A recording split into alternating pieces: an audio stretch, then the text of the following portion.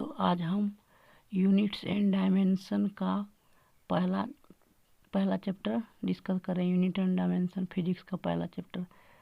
तो पहला चैप्टर में सबसे पहले क्या है कि कुछ टॉपिक्स है जिसे हम डिफाइन कर लेते हैं, क्योंकि ये इम्पोर्टेंट टॉपिक है और सब मानो कि ये फिजिक्स का जड़ है, इसी से स्टार्ट होता है मेन रूप से फिजिक्स, यहीं से। तो पहले जैसे कि मान लेते हैं कि क्वांटिटी किसे कहते हैं, कि व्हाट इज क्वांटिटी। जैसे कि है फिजिकल क्वांटिटी को बताना है कि किसे कहते हैं, कि मान लेते हैं कि एक हैप्पीनेस है और मतलब कि कितना खुशी और कितना गम, या कोई किसी वजन है 5 किलोग्राम 6 किलोग्राम, किसी पुस्तक का वजन या किसी चीज़ का वजन। तो वही यहाँ पर कह रहा है कि फिजिकल क्वांटिटी किसे कहते हैं, कि the quantity that can be measured and by which the law of physics can be described is called physical quantity. जिसे हम मेजर कर सकते हैं उसे क्या कहेंगे, फिजिकल क्वांटिटी कहेंगे, और जिसे मेजर नहीं कर सकते उसे फिजिकल क्वांटिटी नहीं कहेंगे। जैसे कि हम कितना हंस रहे हैं 5 किलोग्राम 6 किलोग्राम, ऐसा थोड़ी होता कि कितना में हमें उदासी है, तो उदासी और हैप्पीनेस मतलब खुशी, ये फिजिकल क्वांटिटी नहीं हुआ। लेकिन हम जब कहते हैं कि बुक का वजन कितना है, तो हम बताते हैं कि 5 किलोग्राम 6 किलोग्राम। तो वजन एक प्रकार का किलोग्राम में मापा जाता है। तो मास क्या है, मेजरेबल क्वांटिटी है। द्रव्यमान को हम कैलकुलेट कर सकते हैं, उसको हम वजन कर सकते हैं। तो मास क्या हो गया, फिजिकल क्वांटिटी। लेंथ लंबाई, किसी भी घर की दीवार की लंबाई नाप सकते हैं। तो जिसे हम नाप सकते हैं, मेजर कर सकते हैं, उसे क्या कहते हैं, फिजिकल क्वांटिटी। एग्जाम्पल में यहाँ पर 3 दिया, लेंथ मास टाइम। इसी तरह से करेंट को भी माप सकते हैं। तो जिसे हम माप सकते हैं वैसे क्वांटिटी जिसे हम माप सकते हैं उसे क्या कहते हैं, फिजिकल क्वांटिटी। अब फिजिकल क्वांटिटी को भी 2 भाग में बांटा गया है। फिजिकल क्वांटिटी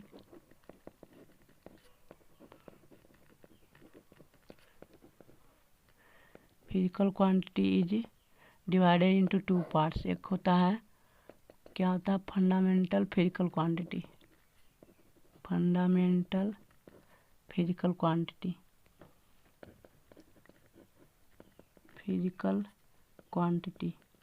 ठीक।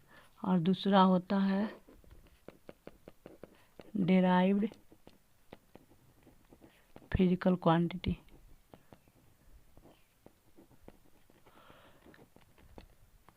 तो डेराइव्ड फिजिकल क्वांटिटी और फंडामेंटल फिजिकल क्वांटिटी को हम पहले डिफाइन कर लेते हैं। फंडामेंटल फिजिकल क्वांटिटी वे सभी फिजिकल क्वांटिटी हैं जो कि किसी दूसरे पर निर्भर नहीं करता है, दूसरे क्वांटिटी पर निर्भर नहीं करता। यह अपने आप में इंडिपेंडेंट है और परिपूर्ण है। इसे डिस्क्राइब करने के लिए, एक्सप्लेन करने के लिए किसी अन्य की ज़रूरत नहीं होती है ना।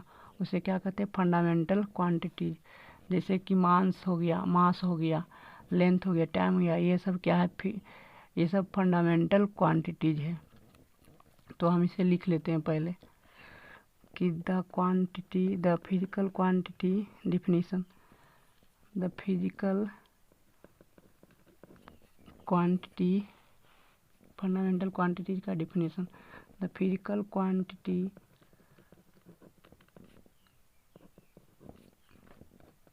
that does not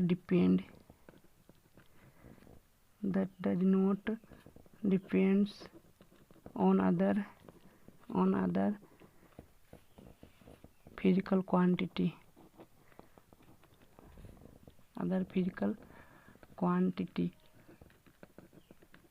is called fundamental physical quantity.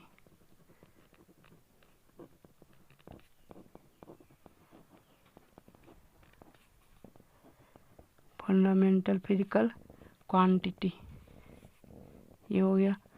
जैसे कि एग्जाम्पल में ये 7 गो फंडामेंटल क्वांटिटीज है। ये 7 फंडामेंटल क्वांटिटी किसी अन्य पर निर्भर नहीं करता है, और उसी से हम डिराइव्ड फिजिकल क्वांटिटी को भी निकालते हैं, मतलब कि उत्पन्न करते हैं, इसीलिए उसे का नाम डेराइव्ड फिजिकल क्वांटिटीज रखा गया है। तो वो 7 फंडामेंटल फिजिकल क्वांटिटीज कौन कौन है? तो पहला हो गया मास, दूसरा लेंथ, ये याद रखना है। 7 फंडामेंटल क्वांटिटीज को याद रखना है। मास, लेंथ, टाइम, फिर हो गया टेम्परेचर, फिर हो गया करेंट, इलेक्ट्रिक करेंट या करेंट इलेक्ट्रिसिटी कह सकते हैं, इलेक्ट्रिक करेंट। पांचवा हो गया लुमिनस इंटेंसिटी।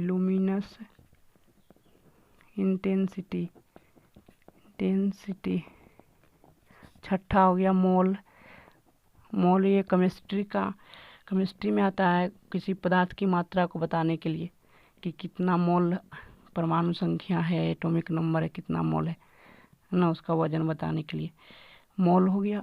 और एक ठो और बच रहा है 1 2 3 4 5 6 7 3 3 2 5 5 2 7 5 1 6 और एक ठो अंतिम बचा, ये उसे क्या कहते हैं?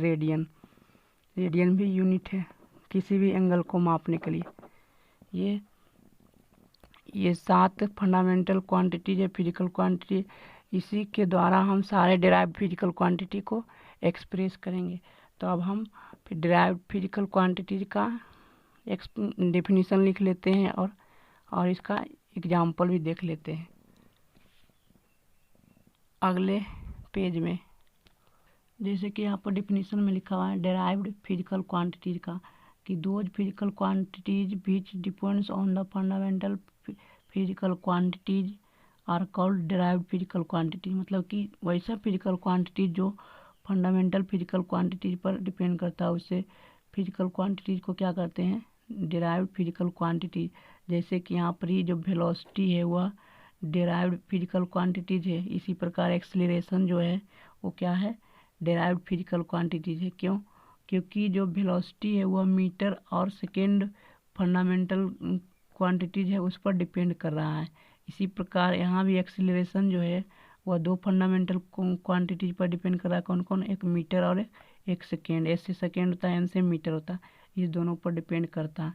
लेकिन इस केस में जो फंडामेंटल फिजिकल क्वांटिटी में वह किसी पर डिपेंड नहीं करता। वो मास है तो मीटर है, तो मीटर में मास है तो मास है, लेंथ है तो लेंथ में, वो किसी दूसरे पर डिपेंड नहीं करता। तो ये डिराइव्ड फिजिकल क्वांटिटी और फंडामेंटल फिजिकल क्वांटिटी 2 प्रकार से मेन रूप से होते हैं फिजिकल क्वांटिटी। अब हम कुछ आगे टॉपिक डिस्कस करते हैं। अगला टॉपिक, जितना भी फिजिकल क्वांटिटीज है उसके पास 2 चीज़ होता है, एक नंबर होता है और उसका यूनिट होता है ना। तो फिजिकल क्वांटिटीज, इसे कह सकते हैं कि physical quantities has 2 things. Physical quantities has 2 things, पहला नंबर और दूसरा यूनिट्स, है ना। पहला न्यूमेरिकल वैल्यू, नंबर लिख सकते हैं नंबर, और दूसरा क्या? यूनिट, है ना। जैसे कि हम कहते हैं, एग्जाम्पल के लिए कहते हैं कि 6 किलोग्राम। तो यहाँ पर कोई भी फिजिकल क्वांटिटी का पुस्तक का वजन है, बुक का कितना वजन है, तो हम कहते हैं बुक का वजन 6 किलोग्राम है। तो यहाँ पर 6 क्या बता रहा है? नंबर बता रहा है, और यहाँ पर किलोग्राम या यूनिट बता रहा है। इसी तरह से हम कह सकते हैं कि बाल्टी में, बकेट में कितना पानी है, तो 5 लीटर। तो यहाँ पर 5 क्या बता रहा है? नंबर बता रहा है, और लीटर क्या बता रहा है? यूनिट बता रहा है ना। तो इससे हम देख सकते हैं कि फिजिकल क्वांटिटीज 2 चीज़ पर डिपेंड है, एक नंबर पर और एक यूनिट पर, है ना। कोई भी फिजिकल क्वांटिटीज 2 चीज़ पर डिपेंड करता है, एक नंबर पर और एक यूनिट पर। नंबर बड़ा छोटा हो सकता है, वो डिपेंड करता है कि यूनिट बड़ा है कि छोटा यूनिट यूज किया गया कि बड़ा यूनिट यूज किया गया। जैसे कि यहाँ पर जो 6 किलोग्राम है, तो अगर जो हम किलोग्राम का यूनिट ग्राम में चेंज कर देंगे तो न्यूमेरिकल वैल्यू बढ़ जाएगा। जैसे कि 6 या 1 किलोग्राम में कितना होता है? 1000 ग्राम। तो अब देखो इसका क्या हो गया? ये 6000 ग्राम हो गया। तो यहाँ पर नंबर बढ़ गया, 6000 हो गया 6 से 6000 हो गया। और यूनिट का साइज घट गया। यूनिट पहले किलोग्राम था, बड़ा साइज था, अब ग्राम है जो कि छोटा साइज है। तो इससे यही पता चलता है कि अगर जो हम यूनिट चेंज करेंगे तो साइज क्या होगा, नंबर बढ़ेगा घटेगा। अगर जो बड़ा यूनिट को छोटा यूनिट में बदलेंगे तो नंबर बढ़ जाएगा और यूनिट घट जाएगा। लेकिन जब हम छोटा यूनिट को बदलेंगे बड़ा यूनिट में तो नंबर क्या हो जाएगा, घट जाएगा, है ना। तो हम कह सकते हैं कि जो फिजिकल क्वांटिटीज है वह इन्वर्सली प्रोपोर्शनल है। फिजिकल क्वांटिटीज क्या है, इन्वर्सली प्रोपोर्शनल है साइज ऑफ यूनिट का। जैसे कि मान लेते हैं एक क्वांटिटी x है, उसका पहले यूनिट में नंबर n1 है और उसका यूनिट क्या है, un है। जब हम दूसरे में ट्रांसफ़र करते हैं तो वही यूनिट तो वही, मतलब कि फिजिकल क्वांटिटी तो वही है, बस सिर्फ नंबर चेंज हो जाएगा, n2 हो जाएगा और u2 हो जाएगा, है ना। तो हम इन दोनों को मिला के क्या लिख सकते हैं कि n1 u1 equals to n2 u2। ठीक, ये हम लिख सकते हैं।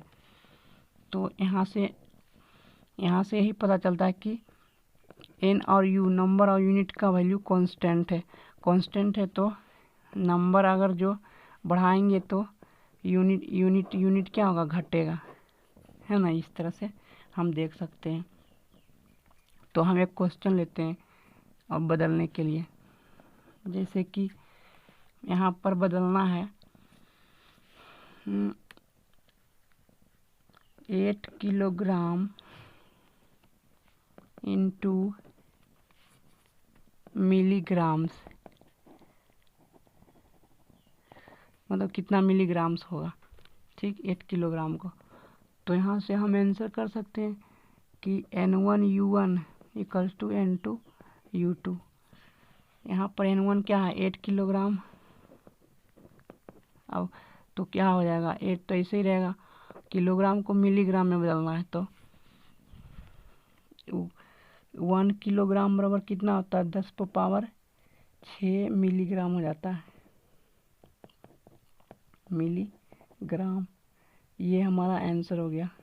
तो 8 पर 6 शून्य हो जाएगा, 1 2 3 4 5 6, ये 6 शून्य हो गया मिलीग्राम में। तो देख सकते हैं कि यहाँ पर बच्चों कि यहाँ पर किलोग्राम बड़ा यूनिट था, यहाँ पर मिलीग्राम छोटा यूनिट है। तो नंबर पहले 8 था, अब नंबर क्या हो गया, बढ़ करके 8 पर 6 शून्य हो गया। ये हमारा आंसर हो गया।